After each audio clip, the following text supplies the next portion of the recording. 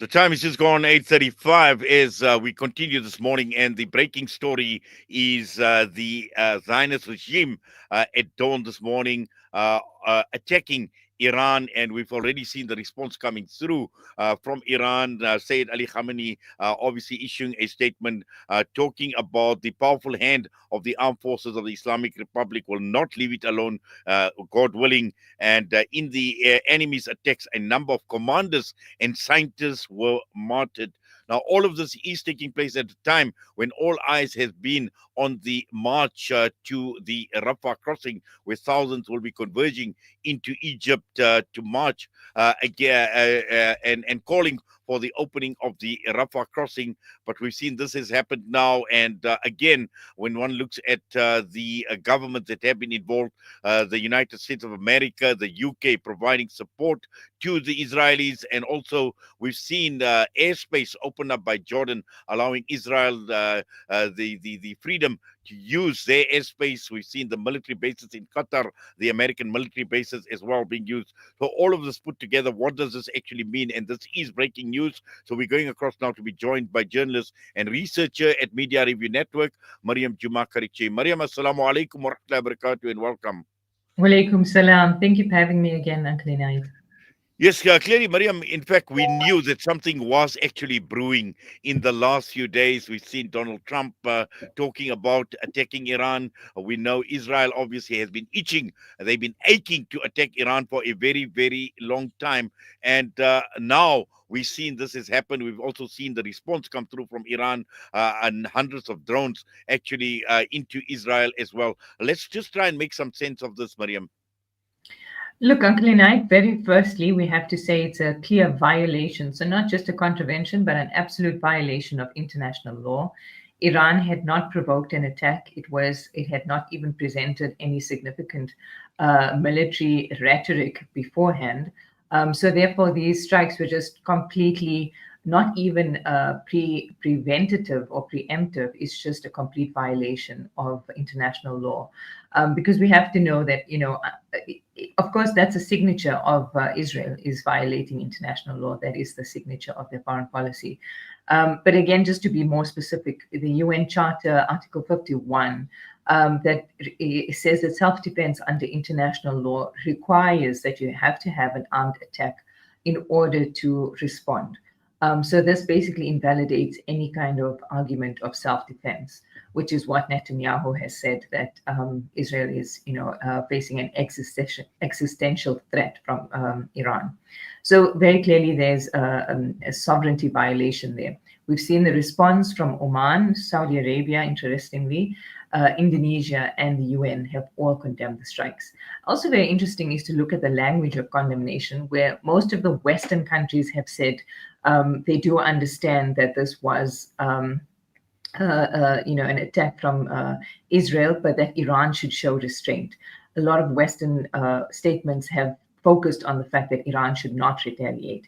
However, the Japanese government, in their statement, said that they condemn the act completely from the Israeli side. So there was the use of the word condemn, which I find interesting. So we're seeing the tide is turning.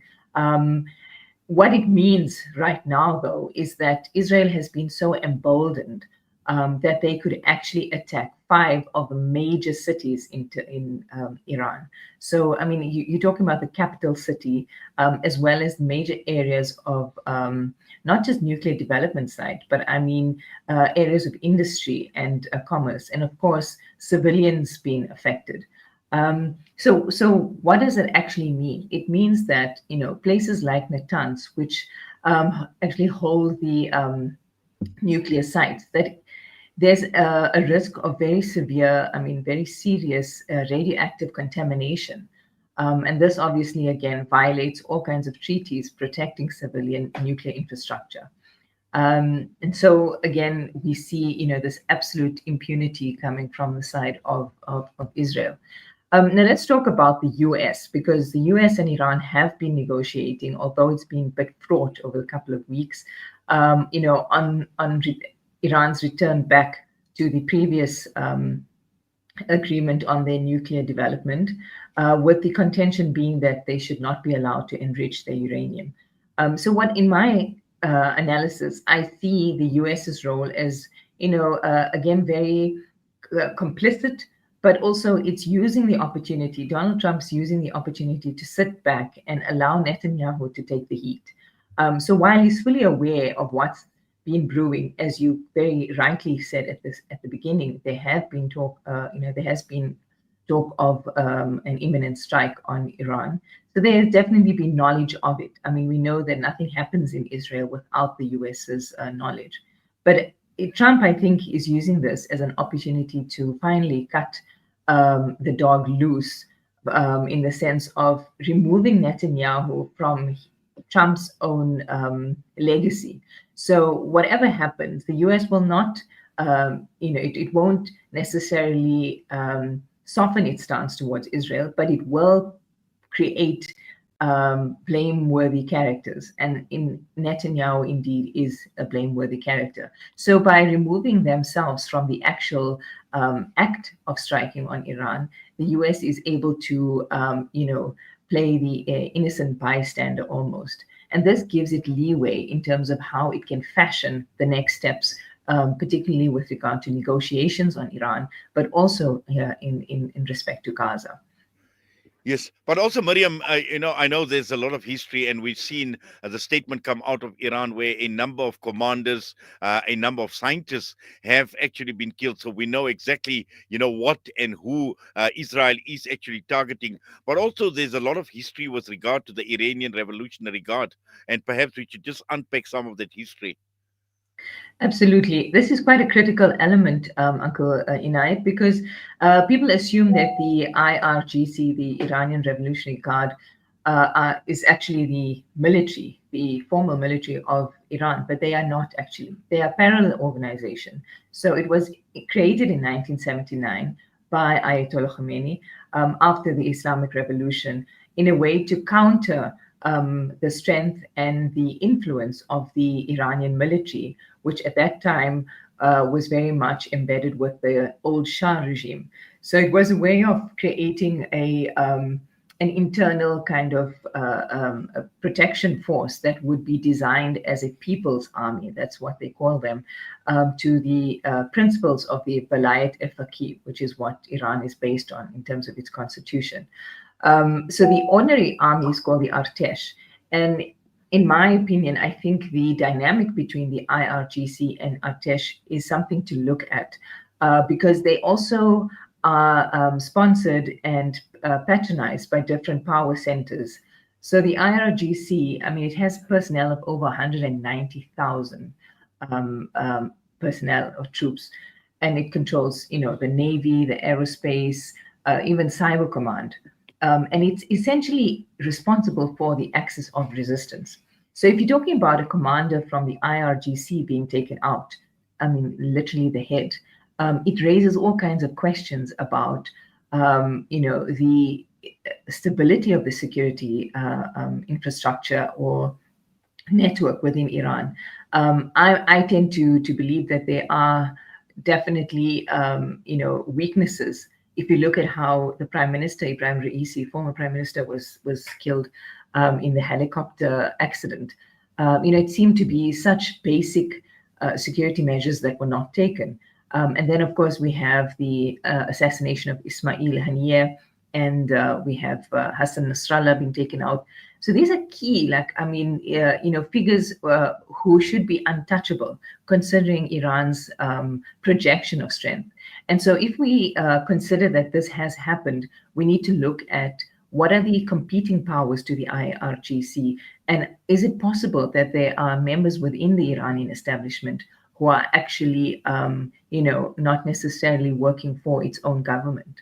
And so we look at the role of Pezeshkian, who is the secular head, or, I guess there is no secular head, but constitutional head, as opposed to the theocratic head of Ali Khamenei. And we have to position these two leaders and understand what the power dynamics are between them. You will note that, Ibrahim Raisi was poised to create quite a different foreign policy for Iran. He was willing to work with Turkey, was willing to have, even joint military exercises with Turkey and other neighbors.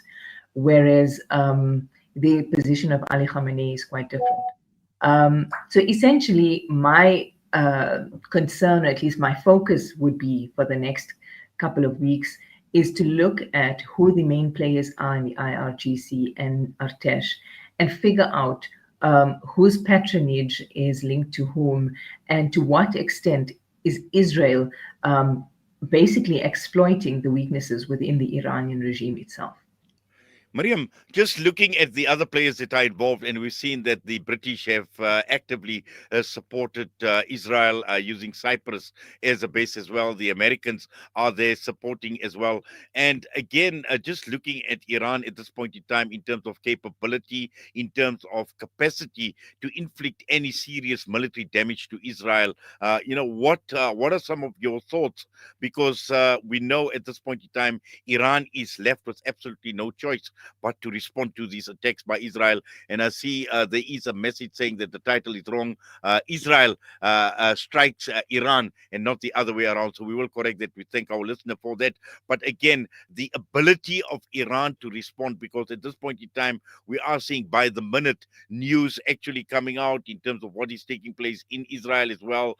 Israel telling settlers not to take pictures. Shops are full in Israel, people trying to buy large quantities of food. All of this is actually playing out. So the entire region at this point in time is on high alert.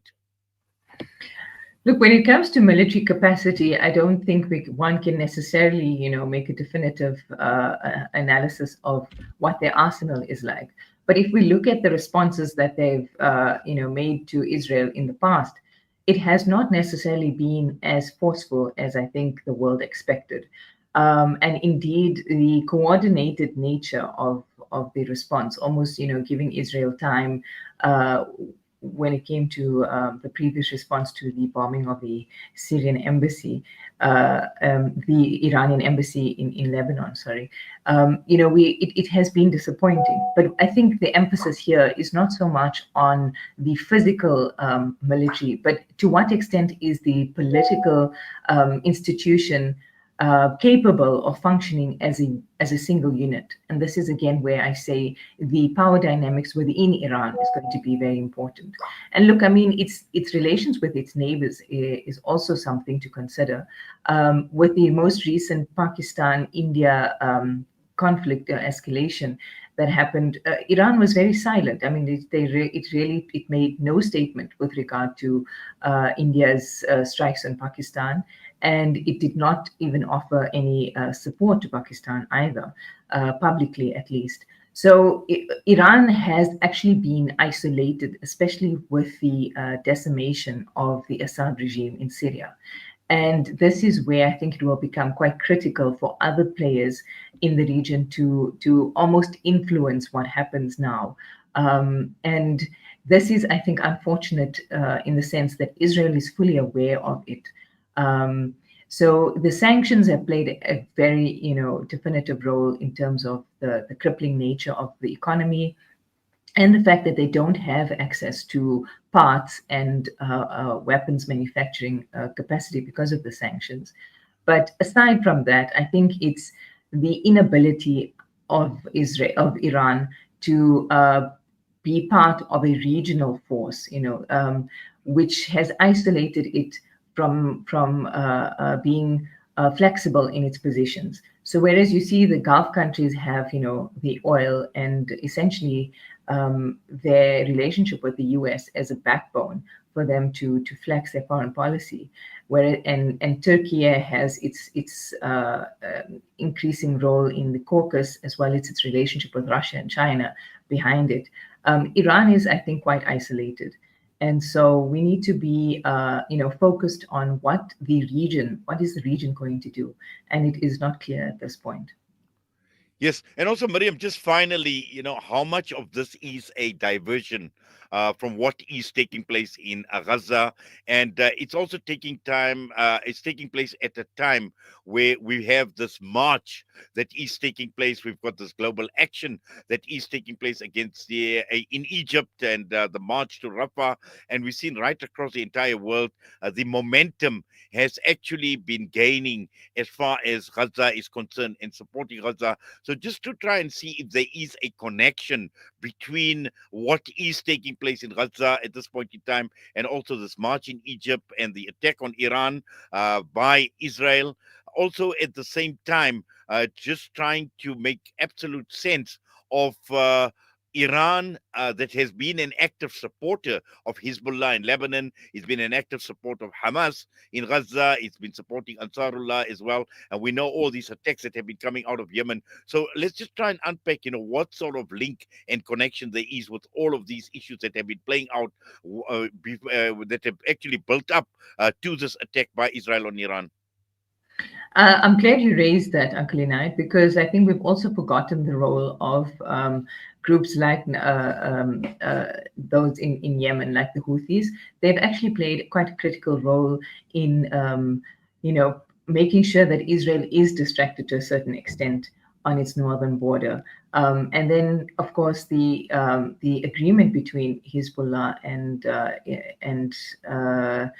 Israel in terms of the agreement not to continue attacks was unfortunate, because that also kind of switched off the light of the resistance on the Lebanese side. But indeed, it's certainly a matter of diverting international attention on what's happening at the Rafah border. And I think the flotilla really did capture the imagination and indeed the media attention of the world. It's unfortunate that we've had previous flotillas that actually, had fatal consequences that did not receive as much coverage. But at this point, I think you right on the money. It's been a form of moving, deflecting away from what's actually happening. And the dynamic is that civil society, even within countries who are complicit, so you're looking at Egypt, look at how the government has cracked down on the activists from the Samud caravan. Civil society is not going to allow that for much longer. And I would suggest that perhaps we're looking at a rebirth of the Arab Spring, and that Gaza might actually be the pivotal issue to begin a transformation against the authoritarian regimes. As painful as it has been, as morbid and as sacrificial as it has been on the side of the Palestinians, perhaps we can look at that as a ray of light. Well, Mariam, let's follow developments, and I'm sure you're going to be keeping a close eye on what actually transpires throughout the day and over the coming days as well. But Jazakallah, as always, it's an absolute pleasure having you with us, and please have yourself a wonderful Jummah as well. Assalamu alaikum wa rahmatullahi wa barakatuh. Walaikum salam. Thank you for having me. Mariam Jooma Çarikçi joining us once again this morning, unpacking the latest developments and the Israeli attack on Iran and the Iranian response. Next up, we've got Jummah Inspirations coming up.